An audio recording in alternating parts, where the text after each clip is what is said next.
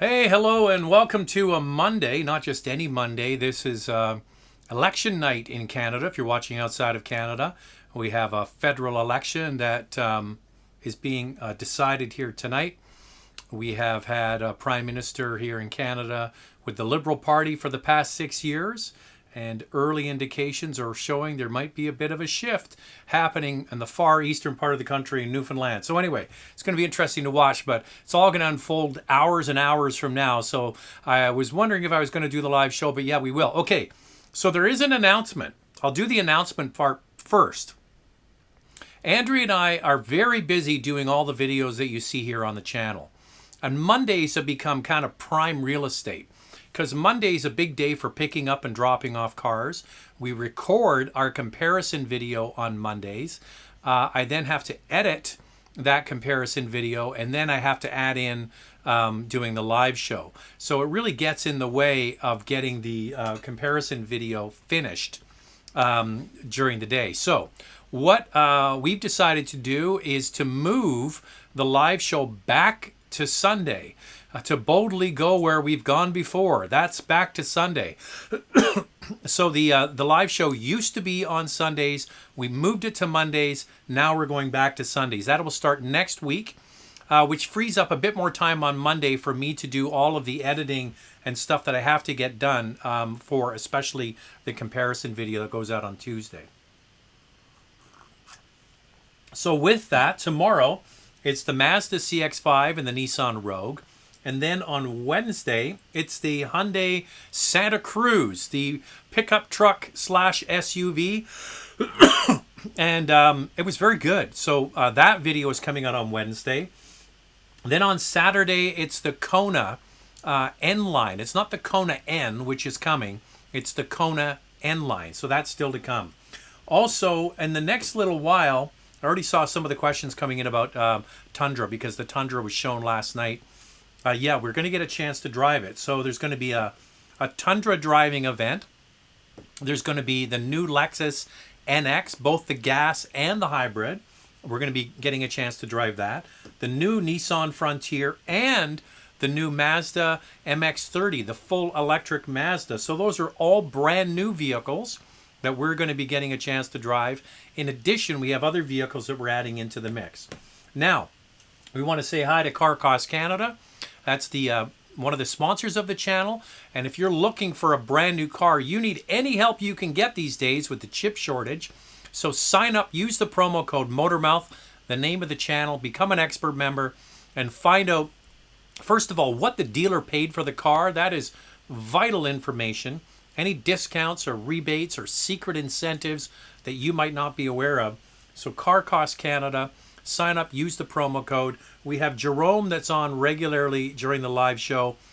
He's given many testimonials in the chat there saying that Car Cost Canada does work.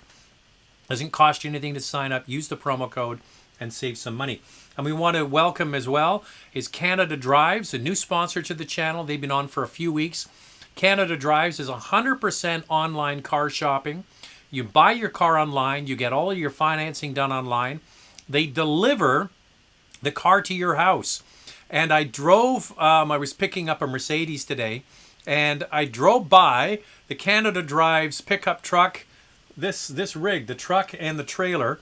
So that was kind of fun. This is the first time I'd seen that. And they do all of that. It's in all of British Columbia, Southern Ontario, and just added within the past week, Alberta, all of Alberta. So all of those 3 jurisdictions you can shop 100% online. Okay, before we get to the questions, I just want to touch on some of the news. Honda has announced that they're going to bring in the 2024 Prologue. That's their full electric SUV. So it won't be coming next year. It'll be coming the year after, probably as the 2024. They've announced that they're committing to making 70,000 of those, which is a pretty sizable number. Stellantis, formerly Chrysler, formerly FCA, whatever you want to call it, has announced that they're going to be spending $35 billion on electrification. There's going to be more plug-ins for the Jeep brand. There's going to be a Ram full electric. There's going to be a new Chrysler crossover coming into the market. And another Alfa Romeo SUV is coming. Chevrolet has announced some updates for the Bolt, what they're going to do to fix the Bolt. They're going to be adding the modules, the control modules that control the battery. Those have been recalled on all Bolts. Those are going to be replaced. And then they're going to add monitoring software to monitor the battery. So it should be able to tell if the car that you own might have a problem. And that's what they're hoping to do, is to fix that. And the final thing is, we get a lot of questions about the chip shortage. So right now, for 2021, it's estimated that 8.36 million vehicles will be removed out of the worldwide marketplace, will just not be made because of the chip shortage. And that works out to almost 3 million vehicles that are produced here in North America will not get made. That's a sizable number. And the other thing is that a lot of the people that are in the car game, all the executives, are saying that there is no light yet at the end of the tunnel for the chip shortage. So that's all the news that I have for you. Not all of it, but that's some of the pertinent news that I have for you today. Okay, we have just one. Can you believe it? Just one picture. It's a good one, though. This one comes from Keith. He's got an '05 Subaru Baja.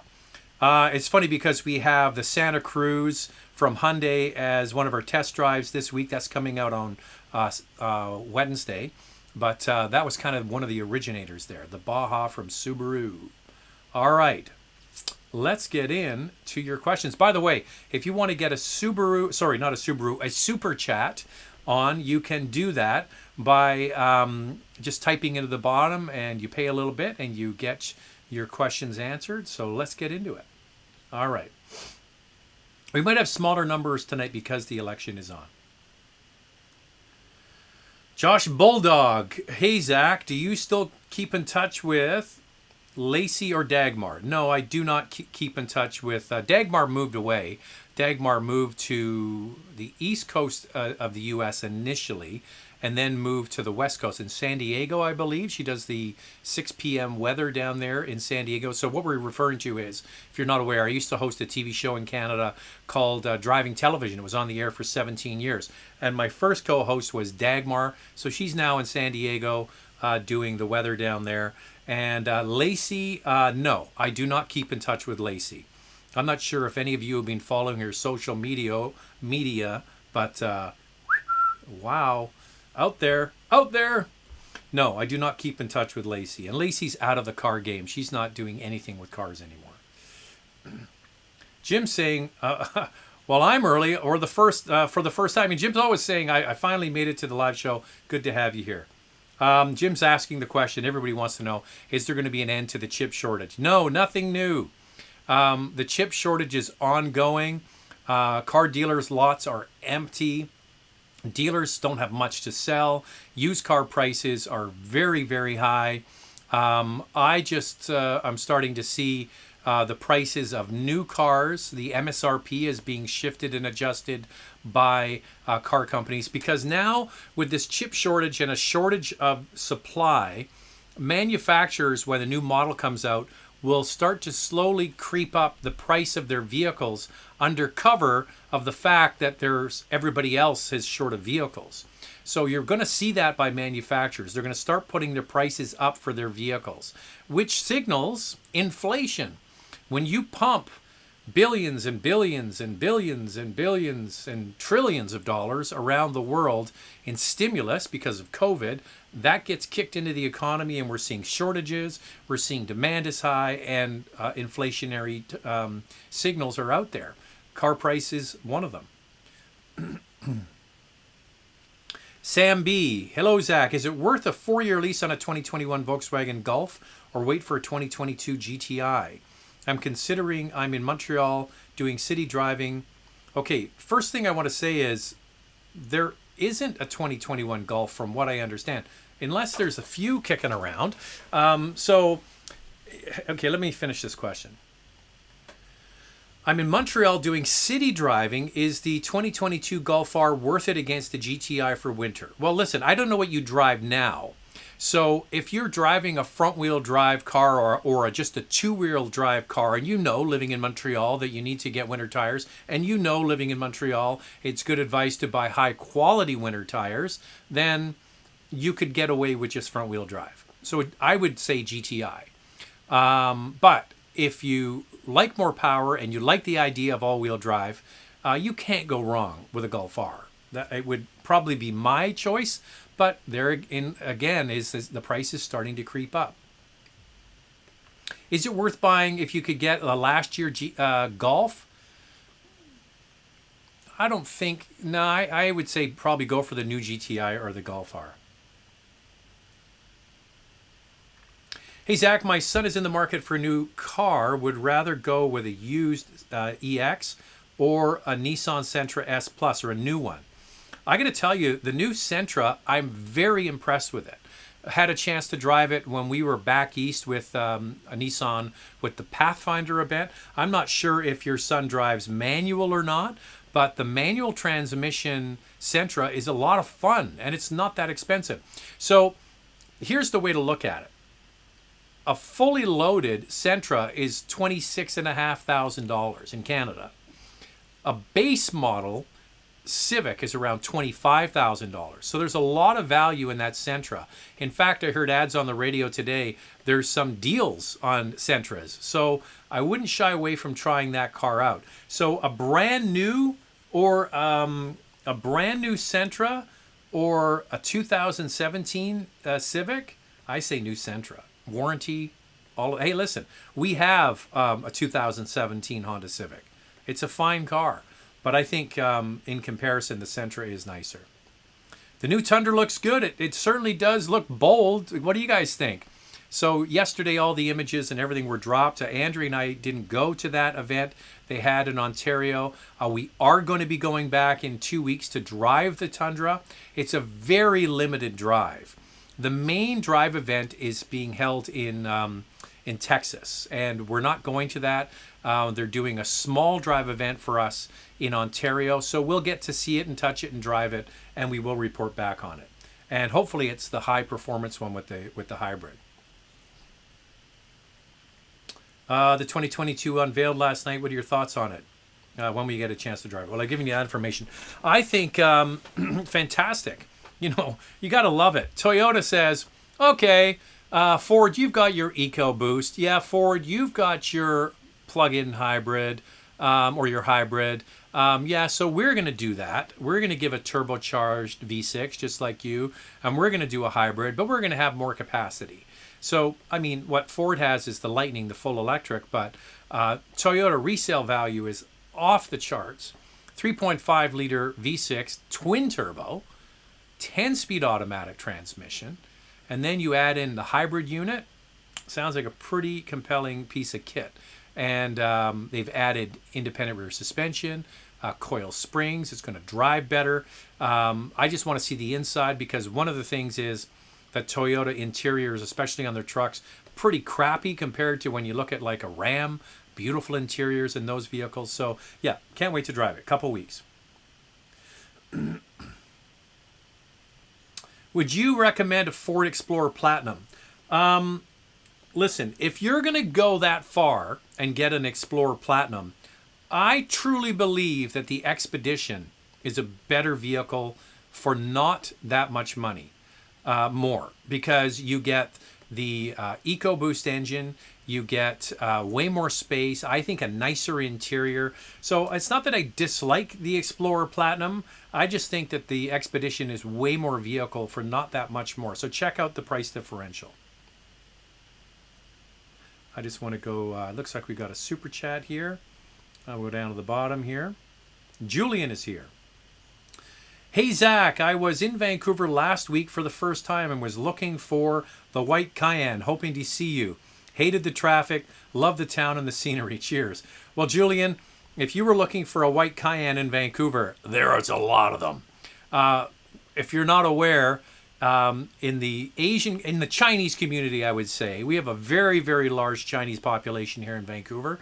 And for wealthy Chinese, a lot of, I don't want to stereotype, but I can tell you just the facts. White cars are very popular, and white Cayennes are incredibly popular. So white Cayennes are very common here. So yeah, that's the reason we got the one we have, is because it was ordered by an Asian guy, because I saw the name when it was ordered, and he didn't buy the vehicle. We ended up getting a car that was originally for a Chinese Canadian owner. So yeah, it's an interesting market here. If you've never been to Vancouver, you go to places like, you go to Los Angeles, you go to other places where you expect to see a lot of high-end cars. Yeah, I don't think there's many places that have as many high-end cars in North America as we do here in Vancouver. It's absolutely crazy. We have a very large, as I mentioned, Asian population, very much into prestige brands and cars. I was driving along with a Lamborghini Urus following me today. It's like, you see that kind of stuff all the time. So yeah, white Cayenne in Vancouver, not rare. But ours is rare because it's a diesel. Okay, where was I here?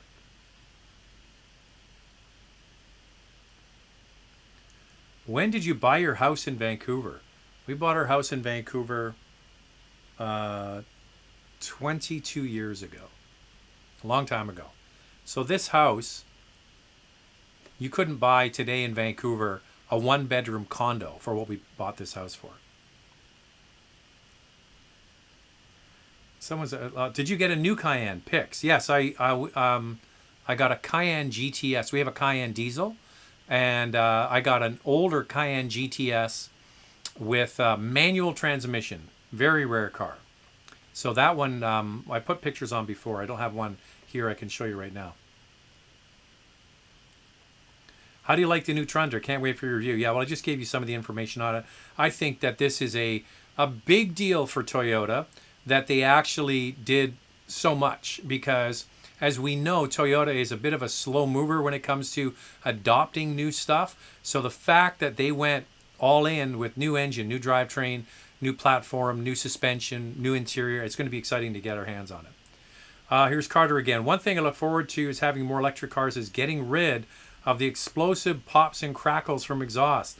That being said, what's the best sounding car we can get right now in your opinion? You're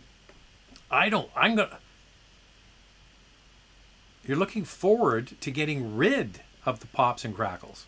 Why? That's the best part. I would say the car, I don't have a picture of it here, but the one I did a couple of weeks ago, one of my favorite cars, is the Mustang GT350. Fabulous. With the flat plane crank, the 5.2 liter V8. That thing just sounds hot. Hello, I want to buy a Forte for my son since it's cheap. Yeah, nothing wrong with the Forte. Excellent product. Did a good job. It's the same vehicle, really, as the Hyundai Elantra or Elantra, depending on where you live. Nothing wrong with that. I saw one today as I was driving next to the Urus. There was a blue one I saw, and the guy had taken all of the badges off of it. He'd taken the Kia badge off the back, and he put in some stylized K, sort of like nondescript, but it was in matte black, and the car was blue with dark wheels. Actually looked really good. The Forte is a nice car. I think it's a really nice product. And it's interesting because we picked up the Kona, and we've been driving it today. Andrew and I were out in it today. And I got into it, and I said to her, you know what? You know what Hyundai and Kia does really well? Is you can tell the people that do the interiors of their cars are car people. Because everything in those cars is exactly where it should be. It's got proper buttons for the radio. It's got a proper radio dial. It's got, there's buttons and switches. It's all very logical. I really like it. So lots of Tundra questions. Do you see the Tundra? Hope for the new 4Runner. 4Runner is not going to be out for another year and a half or 2 years, I think. It's going to be a while. Thanks for your advice on all-weather tires last week, by the way. Yeah, I'm a big fan of all-weather tires. All-weather tires are what really should replace all-season tires. All-season tires, for most people, should go away. You should get an all-weather tire, especially if you live in an area where they clear the snow quite nicely. Okay, we have another super chat here. Oh, we got a cheers. Cheers. No Jack today. He's working, so none of that action. I'll give you a cheers with the water. That's pretty sad, isn't it? This is Scott. Scott saying, Carter, are you smoking rocks, bro? Scott, by the way, has a Mustang GT, so he's with me in the Mustang camp. So he likes the noisy sound from the back too. I love it. I think the Mustang's just fantastic for that. I love the obnoxious sound. I like to be able to turn the obnoxious on and off. I like it. Like the Cayenne GTS, the manual transmission one. It sounds pretty badass. It's got a nice exhaust on it. Where was I here? I hate this. I got to go back and forth. All right, Isabel is here. Nice to see you, Isabel. Audi Q3 or BMW X2? Okay, I would say Q3 or X1. I'm not a big fan of the X2. X2 is basically the X1, but with a cropped roof. Are you sure you want that? Because it's essentially the same vehicle as the X1, but just a cropped roof and a more sporty look. So I'm a big fan of the Q3 because it runs on regular gas. I'm not sure if you're aware of that. And by the way, Isabel, go back onto the channel. There's a little search icon. You click on that and type in Audi Q3. And you'll find a comparison video that Andrea and I did of the Q3 and the X1. Okay? So that is still on there. And I encourage you to go and watch that. It's the same information about the X2, I should say. It's just the X2 has the slightly cropped roof. I'm a big fan of the Q3 because I like it runs on regular gas, but I do like the space inside the X1, and I think I prefer the iDrive system over the touchscreen you get in the Q3. There's really no wrong answer here. It's funny because I just got a message on Instagram today from somebody because of that comparison video and because of the other video we did, actually went and bought the Audi Q3 and really likes it. I think the Q3 is kind of hard to beat for value. You don't have to go all the way to the very top to get a really nicely equipped vehicle.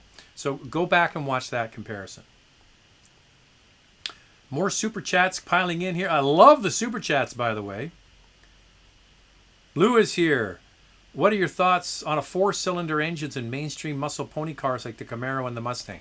Well, you know what's interesting is I did a video on the Mustang EcoBoost. What was it called again? There's a higher performance version of it. I'm trying to remember the name of it. Whatever it is, it's the higher performance version, and it's basically the Ford Focus RS engine in there. And when I drove and I did the video, I was kind of hard on it because I said, you know what, if you're going to buy a car like this, you probably should get the V8. But after I'd finished filming and then I drove it some more, I was really kind of impressed with it. I think it's actually not bad. So that engine, the higher performance EcoBoost engine in the Mustang, is really quite good. But I would still gravitate for resale value in the long run to get a V8 pony car, because is it going to be a dinosaur? Are they going to be extinct? Are they going to stop selling them? So as time goes on, there's certainly lots of them around, but I don't know. If I could have sort of last of something not sold anymore, I would kind of lean towards that. Here's a very generous super chat. Thank you so much. Is now the best time to buy a Lexus RX? They're giving me 0.4% interest rate for leasing, but I don't know how much I should go for the MSRP or any accessories I should ask them to give me. Okay, so the RX, that's a good interest rate. I'm not sure if you're in Canada or in the United States. If you're in Canada, go to carcostcanada.com and type in the promo code. When you sign up, it'll say promo code. Type in Motormouth, the name of the channel, and then you'll get, I think, 5 or 6 searches for free.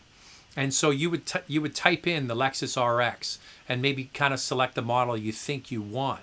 So you're going to be able to find out what the dealer paid for that car. That's pretty powerful. Not what they're selling it to you for, what the dealer actually had to pay to get that from Lexus. And then you can work out what you think is a good offer to give them. If you're not comfortable with that, you can also go and get Car Cost Canada to introduce you to a favorable dealership. Okay, so your question here is, the interest rate is good.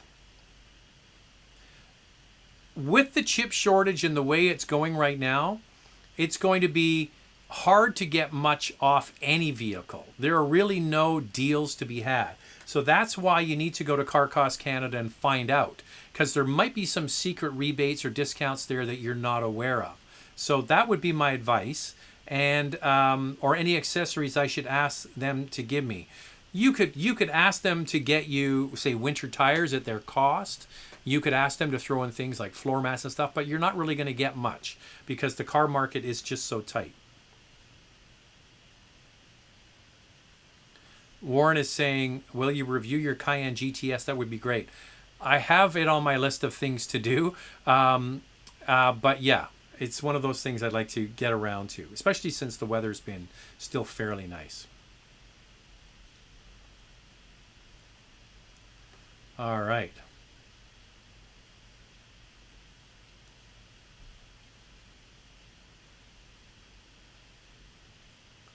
Just want to find where I was. Sorry, everybody. I got to go back.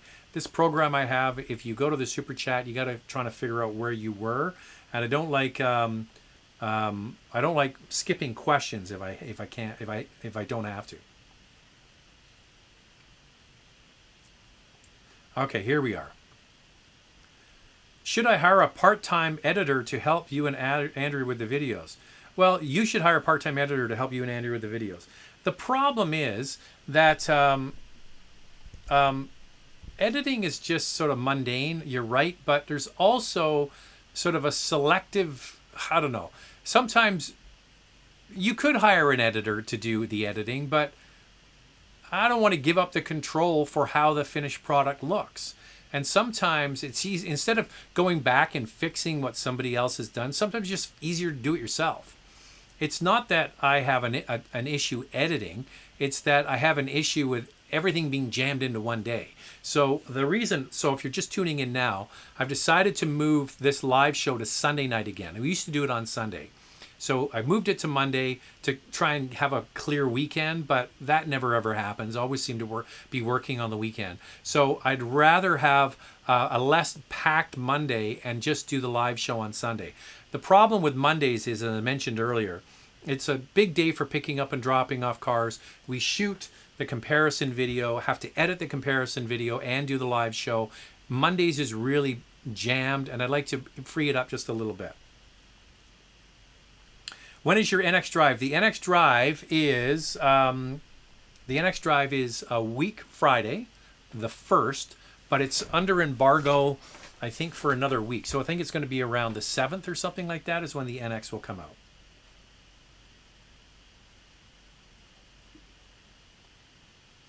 Hey, Zach, what do you think about the Audi A6? Nothing wrong with the Audi A6. I think it's a wonderful car. It's the same basic idea as the A7, the A8 even. Similar layout on the inside. They're nice cars. I got no issue with them at all. Here's Scott with his Mustang. I do love the snap, crackle pop of a V8 exhaust, especially when it's cold, still warming up. Might also be the only GT owner who uses quiet mode too. Haha. Yeah, so if you have a Mustang like Scott, he's got a beautiful GT, dark blue. We had his pictures on last week. If you saw the Mustang, that's Scott there. Yeah, you have to basically go into the computer and you can set it so when you start the car in the morning, it's in quiet mode. Not a bad thing if you don't want to piss off your neighbors. Maybe you want to piss off your neighbors. All right, same thing again. I got to figure out where the hell was I? All right, someone else has gone to super chat, so I'm just going back down to the bottom again. Oh my God, here's a name I haven't heard in a while. Charlottetown Spud. That's an old-timey live show name. I haven't seen your name here in a long time. And I love Charlottetown Spud. Great name. Do you think a gasoline-powered car with a manual like the upcoming Z or Z will be an instant classic and hold its value? Well, I think it depends how long the car is made. right? If it's going to be around for quite a few years, probably not. If it has a very short lifespan and then is like discontinued or something, there's no way to really know. But I would say that, yeah, like I think that, you know, if I was buying a GTI or a Golf R, the next generation that's just coming to dealers in the next little while, I would get the manual because everybody else is bailing on them. So it could be, definitely could be. I still think with some brands, if you're selling it short term, there's going to be people that want automatics, right? So a lot of enthusiasts like to go and buy older cars because the prices come down, they're looking to shop, and they start looking for a used manual transmission.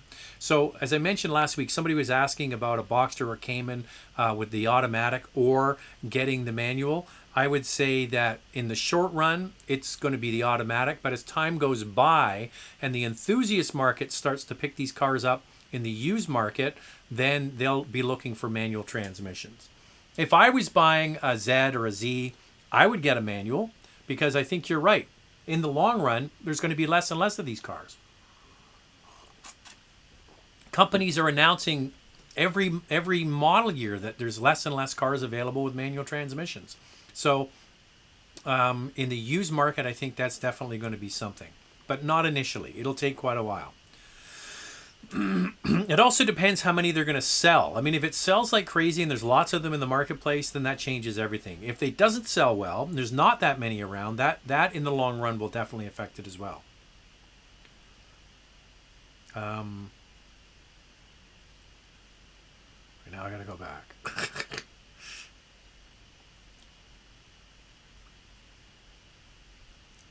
Sorry, guys. I'll get there. All right, here we go. Raj, another person we haven't seen in a while. Hello, hello, hello. Long time since I got the live show. I hope all is well with you. Nice to see you, Raj. Good to see you. I'm cross-shopping between the NX 2020 Hybrid and the RAV4 Hybrid or Prime. Well, listen, Sam, we're going to get the NX to drive the hybrid version. As you know, NX is going to have regular gas, so basically the RAV4 engine. They're going to have the turbo 4-cylinder. They're going to have the hybrid, similar to the RAV4 and the Venza. And they're going to have the plug-in. But they're going to do it with an Lexus application. And I think that's going to be interesting to see. An available huge 14-inch monitor on the inside. So just hold tight. We're getting a chance to drive it next, not this Friday, but next Friday the 1st. And then we'll have the video out. Here's John from Moncton. Did you guys, have you already gone and voted today, John?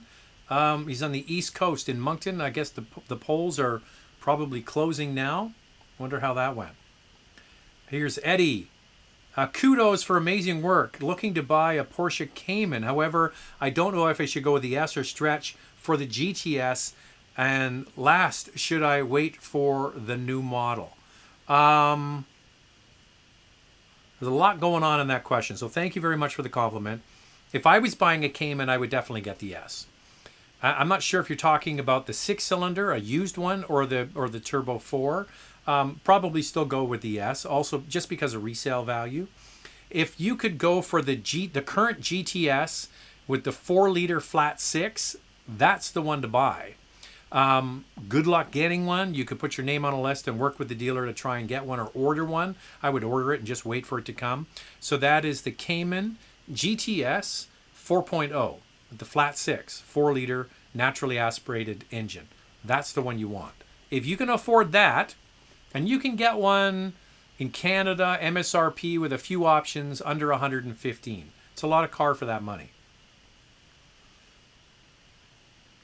You guys are awesome. I like your videos and the way it's presented. Why are electric cars so pricey? Batteries are expensive, my friend. It's an expensive thing to make, is a battery, and that's what kills it. Well, by the way, back to the GTS model. If you are living in Canada, this is if the Trudeau government is reelected, and you're living in Canada and you're thinking of buying a prestige car over $100,000 like the GTS, you would want to get your order in before the end of the calendar year, because that's when there's going to be a luxury tax imposed on vehicles over $100,000. So My advice to you is work with the dealer. I believe the way it works is you have to have actually ordered the car to probably be exempt from it. That's the way it worked when they brought the luxury tax here in British Columbia. But yeah, anybody that's buying a high-end prestige car, do your deals before the end of the year. So back to your question, batteries are very expensive to make. And that's what all of the brands are trying to do, is reduce the cost to make the battery. Lex64 says, I've used Car Cost Canada twice. It works as advertised. Well, there you go. Thanks very much for hearing that and giving them an endorsement. Julie Smith, Subaru Crosstrek or Mitsubishi RVR. Well, the new RVR surprised me. No, wait a second. I'm mixing it up. I'm thinking of the Eclipse Cross. Subaru Crosstrek. Get the outdoor with the 2.5 liter engine. So it's a little bit more money, but you get the larger engine and it just makes that vehicle much, much better to drive. So that's what I would do. Okay, we have another super chat. I love the super chats, by the way. You guys have been very generous tonight. I appreciate that. Lease or purchase the 2022 Tucson Hybrid Limited. I've never leased a vehicle nor driven a Hyundai Tucson, but I love this new model. Great channel. Jessica, I got to tell you that as the year goes along and we're getting into the last few months of the year here, I kind of have a running kind of list of vehicles that are going to make the top 10 of the year. And right now, in my opinion, the Tucson Hybrid is the vehicle to beat. That might be the best vehicle I've driven all year. They did a hell of a job on it. Now, when it comes to leasing versus buying, I like to call leasing the long-term test drive, right? Because you're based, sorry, I'm looking over here. I'm trying to catch up to where I was as I'm answering your question. Because when you take out a lease for 3 or 4 years, you don't own the car. The finance arm of Hyundai owns the car.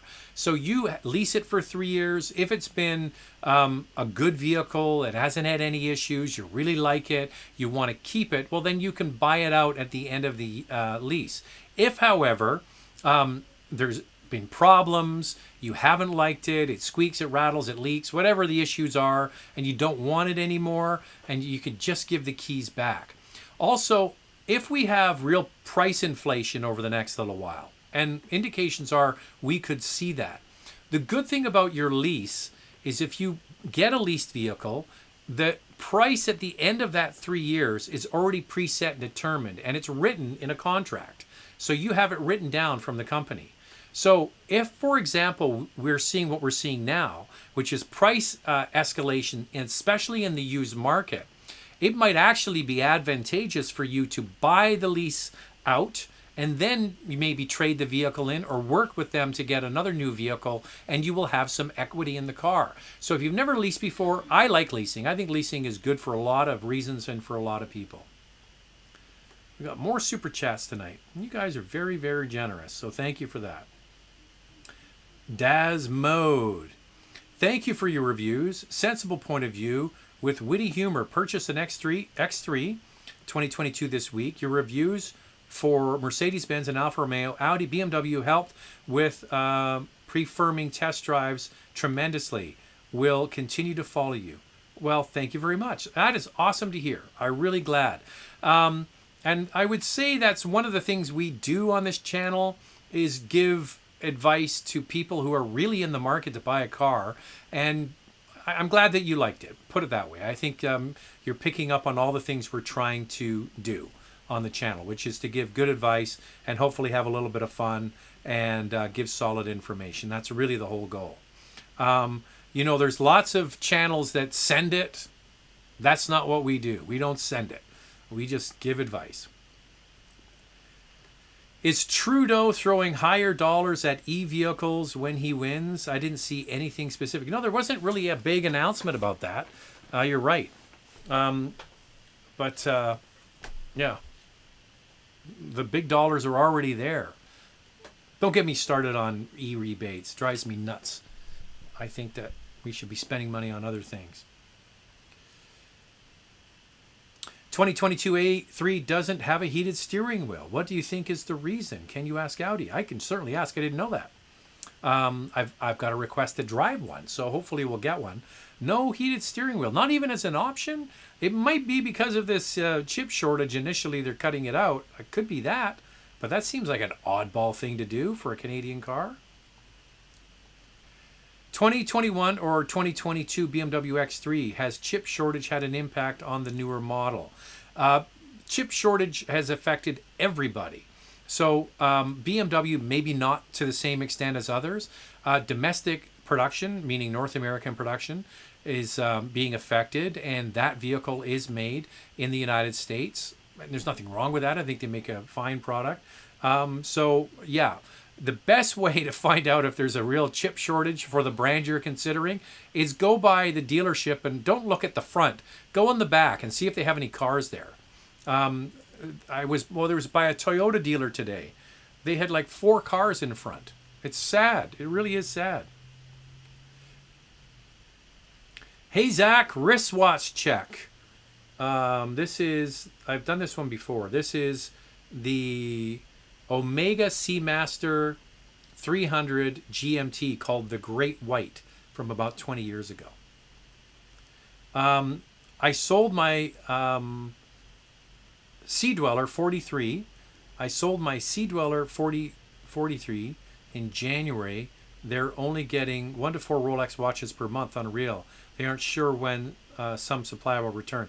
That's been going on for years at Rolex. This isn't a supply shortage like for everything else in the world. There are just no watches to buy. I got to tell you something. I've owned several Rolex watches, and I've sold all of them but one. Mine, the only one I kept is the Sea Dweller. And I kind of gotten past that. I mean, it's one of those things that, like you've always wanted to own a prestige car. I got to have a BMW, got to have a Mercedes-Benz. You kind of get it out of your system. And I got it out of my system with the Rolex thing. And I'm on to other brands now. I really like Omega. The C-Max, you'll see me wear the blue one. The 300M, the blue one. I wear that one quite a bit with a blue strap. Oh, by the way, somebody sent me an email because I talked about this a few weeks ago. And I mentioned these straps, and they said, what was the name of the strap that you love? So this is a watch strap called a Perlon. Perlon. Perlon watch strap. You can buy them on Amazon. You can just buy them online. They're cheap. They should be under $25 each. I see some on Amazon for like $15, and they come in different colors and things. They are so comfortable. They have infinite adjustment, and then when they get dirty, you can throw them in a washing machine. So yeah, Perlon, Perlon, and they go with everything. I might have just ordered some the other day in different colors. Yeah, I'm kind of past the whole Rolex thing. I'm liking a lot of. I have 4 Omegas. I'm into Omegas, and I want to buy a JLC. That's my next thing, and then a Grand Seiko. But that's not in the cards right now. None of that is happening right now. Tripping with Dumas, another name we haven't had in a while. Thanks for the future content and advice. People can get specs from the internet. It's your sensible approach and years of knowledge in the industry that appeals to me. Thank you. Appreciate that. Getting gray hair and a little less hair. So I have been doing this a while. It'll be 30 years next year that I started reviewing cars. I started test driving cars in 1992. One of the first cars I ever got was a 92 GTI. Another one of my all-time faves, and Rye Clark, who's a regular viewer of the channel, has one of these cars, is the Corrado. Love that. So those were some of the very early cars I remember driving. The Prelude, remember the Prelude that had the digital dash that went across from the early 90s? That's another one that I remember. I remember driving the Nissan 240 SX with the rear steering. That was really cool. There were some cool cars back in the early 90s. But I appreciate your kind words. Thank you very much. The interesting thing is, I see a lot of young guys going and like trying to find some cars from the 90s, and I was thinking to myself, it wasn't a very good car back then. I don't know why it's like popular now, but as time goes by, people sort of go back and try to find the cars that they remember when they were kids. I get it. I'm the same way.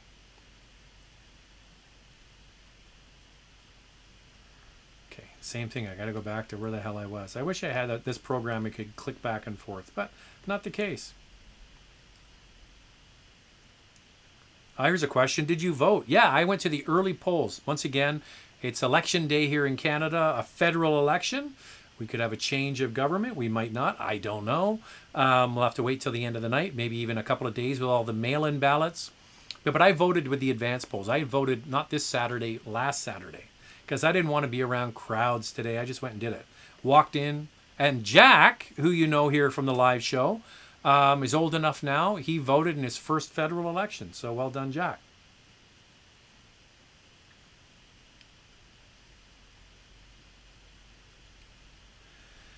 Hello, dear Zach. Could you please talk about Jaguar, and have you ever reviewed their products? Greetings from Lima, Peru.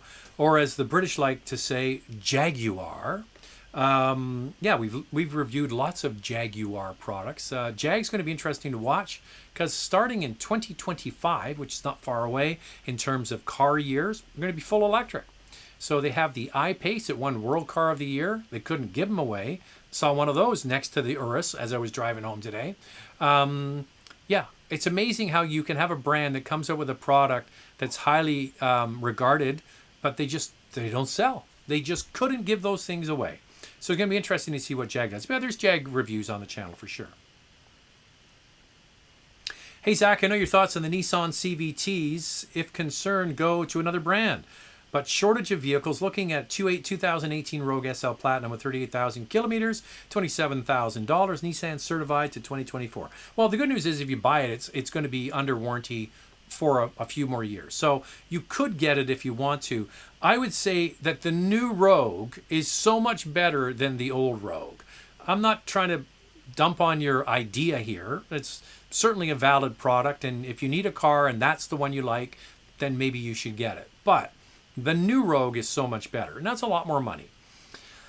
If I was shopping in a 2018 used crossover, I would go right to the RAV4. Now, you might have to get a year older because RAVs hold their value, but that era of Toyota RAV4 is absolutely bulletproof. 6-speed automatic transmission, 2.5-liter 4-cylinder engine, nothing fancy. My mother-in-law has one. She has that year.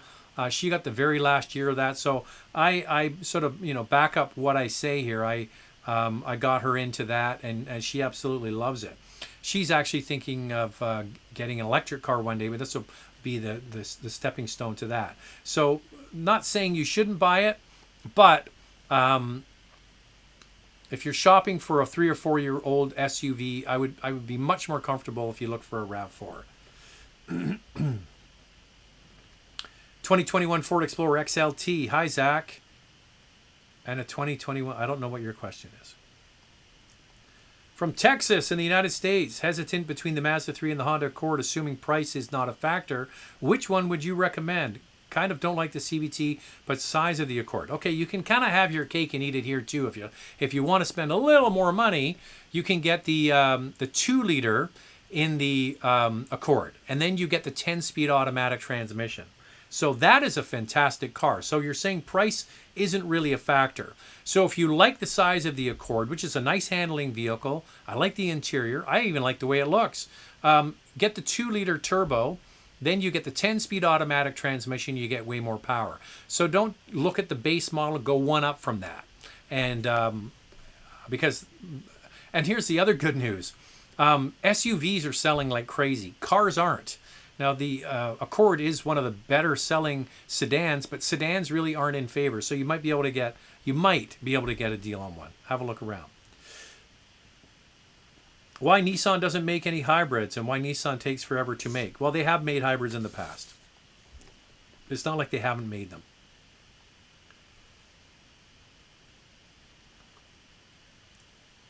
Why does VW make enough SUV models?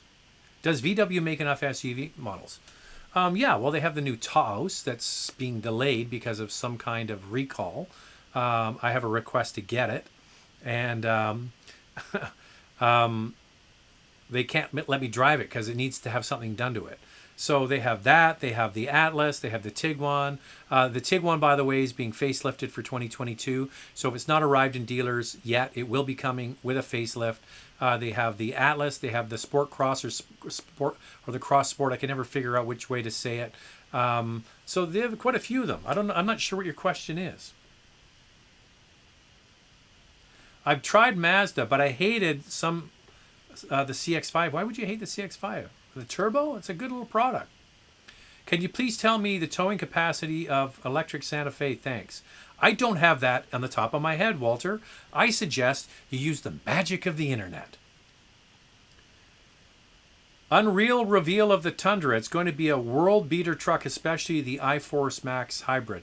Yeah, I think that it's going to be interesting to see how it sells and the pricing and all of that. So yeah, well done, Toyota. Now, you know, Ford F-150 is the best-selling pickup truck. And Ford does have a lot of tools in their toolbox. They have turbocharged engines. Toyota's added turbocharging. They have hybrid. Toyota's added hybrid. They have electric. Toyota, no, they don't have that. But what does Toyota have? The brand. They've got the brand. And now they've added independent rear suspension. They've added all kinds of goodies on the inside. So it's going to be, I can't wait to drive it. So I get to drive it in a few weeks. So stay tuned. Andrea and I get to drive it in a few weeks. Do you like the Model S? I don't dislike the Model S. I love the Arteon, but given its price, depreciation, and VW, I'm struggling to figure out why I buy it over the Honda Accord. Listen. Do yourself a favor and just go and buy the Kia Stinger. It's going to be gone soon. Get the 3.3 liter turbocharged engine. Spend the money you would spend on an Arteon on that, and you got a hell of a good car. That is a good car. Big, huge trunk, or a liftgate, whatever you want to call it. Nice driving car, cool looking car.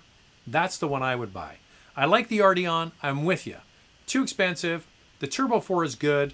I do like the way it looks. I like the way it drives. But I'm being honest with you. Go and buy a Kia Stinger. That's a better car. How much electric miles does the Ford F-150 electric have? I can't remember off the top of my head. More than a dozen. Hey, Zach, I love watching your videos with Andrea. Question, what are your opinions? Someone's just being cheeky. Hello, Zach from Oshawa. Love your show. Hey, I'm glad to hear that Oshawa is getting more production back. So if you're not aware, Oshawa Assembly, General Motors, was the largest car factory in the world at one point. And they made almost 1 million vehicles a year out of that production facility. And then when they closed it, they were down about 100,000 vehicles a year. Now, General Motors is pumping money into Oshawa Assembly for electrification. So that's going to be really good. Oh, there's the follow-up. Whoops, accidentally sent that message above. I was trying to say, what do you think about the no V8 Mercedes models for 2022? Listen, I think it's they get to kill two birds with one stone here. So the chip shortage, they're saying that they're not going to be making the V8 equipped models except for the S-Class for 2022.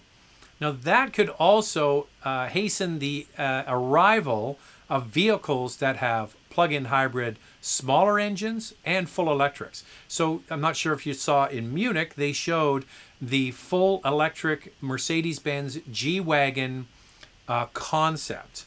Well, when there's a G-Wagon full electric concept, you know there's going to be a full electric G-Wagon coming. When? Well, maybe after the 2022 model year. So just put the pieces together, and you also have to know that their EQ platform that they're going to be using for many, many models is being accelerated. So I'll take their word that they're stopping selling the V8 equipped cars because of the chip shortage and production problems. But I also think this affords Mercedes affords them time to wean maybe some potential customers off the idea of a V8. We'll have to wait and see. But the S-Class is the one that's going to have a V8. That's it. Mr. Doormat, advice for new YouTubers. Make the content, keep putting it out. That's the best advice. Make the content, keep putting it out. Hey Zach, Nissan Sentra 2021 price Philippines. I don't know. How would I know the price of a Sentra in the Philippines? Use the Google machine. This was also part of a super chat. It's now the best time to buy a Lexus RX. Yeah, I think I already answered that.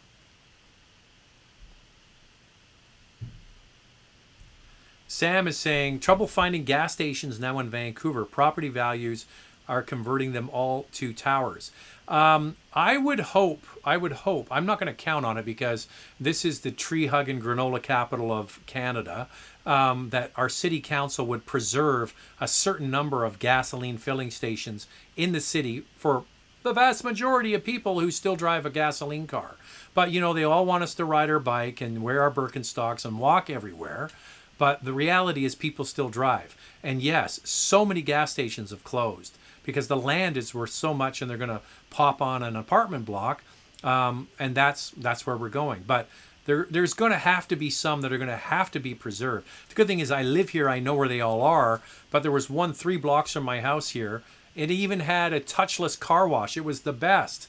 And they got rid of it. It's closed, gone. Nothing. It'll be condos. I noticed recently that the 2020 XC40 is now offering a Polestar performance upgrade for around $1,000 US. Any thoughts? And will you be testing out the 2022? So this is a very mild programming chip, not a chip, but it's a program for the computer of the car to upgrade the engine management system to give you a little bit more power. It really doesn't do that much. And it's a nice marketing thing from Volvo. So basically, they're taking the existing rolling hardware and you basically get a performance upgrade through software. That's all you're getting for $1,000. We're not going to be rushing out to get the XC40 because we did one less than a year ago. So there's no difference really between the one that we drove, the blue one, so look for that video, and the one you're considering buying. I think it's a great product. It's not good for tall people. Even though it's got a very nice big boxy shape, the seats sit too high. So if you're tall, you're going to be like over the steering wheel like this. Give it a shot.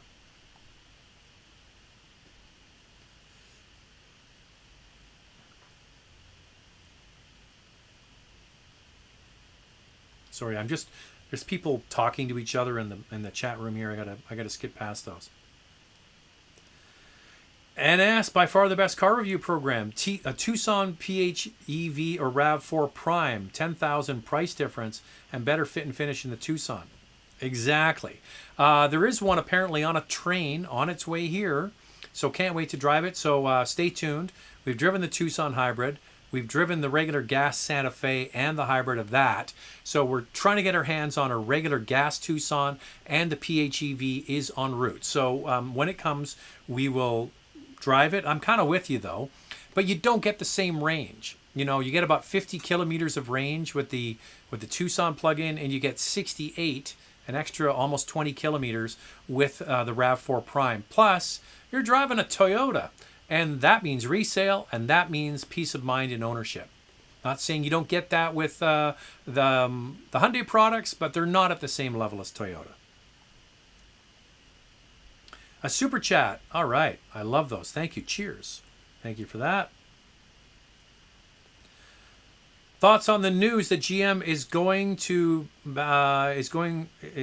back into Bolt production in October. LG Chem has supposedly fixed the battery pack fire issue. So from what I understand is LG Chem, who makes the battery packs in Korea for this car and for Korean brands as well, there was a problem with the battery cells lining up, and they didn't quite, in the production of the battery cells, there was something that's causing these fires. And by the way, the number of fires is not huge, okay? It's, I think, around a dozen or so.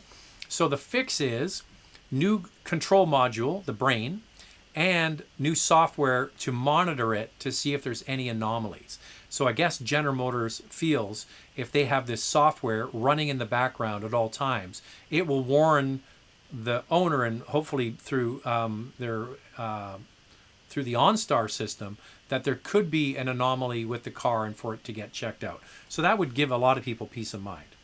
But I think it's great. I think it's hopefully GM can get past this. So the Lyric sales opened on the weekend. This past weekend, if you went on YouTube, you might have seen the big Lyric banner. General Motors did a takeover of YouTube on the weekend. So they opened up reservations for the new Lyric, which is Cadillac's electric SUV. So hopefully they haven't lost all goodwill with the consumer when it comes to electrification, because I'm a big fan of the Bolt. I think the Bolt is an excellent product. I think for the price, it's pretty damn hard to beat, especially the base model. But, you know, if you scare people away from your brand and you don't fix it right the first time, you won't get them back. It's just the way it goes. Why are Korean cars cheaper than Japanese or American? I don't think they are cheaper. They used to be cheaper. Now they just add more content. If you actually look at the price of the cars, they're price competitive with their other brands, Japanese and North Americans included, but they do seem to add more content in their cars. And one of the things you might not be aware of, in Canada, we signed a free trade agreement with Korea directly between South Korea and Canada, and we used to have import tariffs of 6.1%, and now they're gone. So cars are now able to arrive into Canada with no duty. So that brought the price down, or the possible price down, by 6%.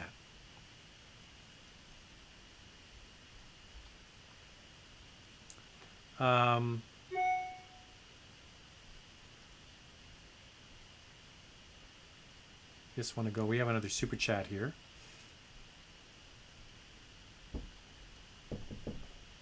Come in. It's ready. Oh, is it 6? Yes. Oh my goodness, it's running late. One super chat here. We have one here. Thank you, from SHW 3707, and there's one. Oh, a few of them here. Richard T. Hi Zach, your thoughts between a 17 XT5 and a 16 XC90 Inscription? Wondering if moving to Volvo will be a good idea, as I've been having issues with the XT5. I would suggest that, listen, I would suggest that both brands are not at the very top when it comes to quality, but I would give the edge to Cadillac, actually. I think that if you're going to buy a U16 Volvo, just please, please, please check the infotainment system. I always find that those early ones were buggy. I still think I lean towards Cadillac on that one. I just think that there's been a lot of Volvos that I've had a chance to drive when they're brand new that have had issues. Okay, that's all I'm going to say. Here's Jerome. He's back with a super chat too. Happy election night. Knowing an all-wheel drive ID4 is about the same price, more or less, as a RAV4 Prime, what would you pick? Well, same thing again. Still waiting, Volkswagen, to get an ID4 to drive. But what would I pick? I would say, just on resale value, the Toyota. I know they're not really apples to apples. They're only apples to apples when you consider price. But one's a plug-in, one isn't. I would say Toyota. Listen, I've owned Toyotas. I've owned Volkswagens. Toyotas sell for more than Volkswagens do. That's all I can say. I didn't realize an hour had already passed. Well, thanks to everybody that tuned in. Appreciate that. Thanks for all the super chats. Immensely generous, and I thank you for that. And thanks for all the thumbs up. And we are done. So once again, the live show is moving to Sunday again. We're boldly going where we had gone before. The show used to be on Sunday, moved it to Monday. Now it's going back to Sunday. Because Mondays are just a busy, busy day. The Mazda CX-5, the Nissan Rogue comparison goes tomorrow. Wednesday, it's the Hyundai Santa Cruz. And then Saturday, it's the Hyundai Kona N line. Not the N, the N line. So that's what's coming up this week. And there'll be some cool, collectible, fun car on Friday as well. So that's it. We're all done. Enjoy the rest of your night. Watch the election if you're in Canada. See who wins. It's going to be very interesting. And take care. Bye now.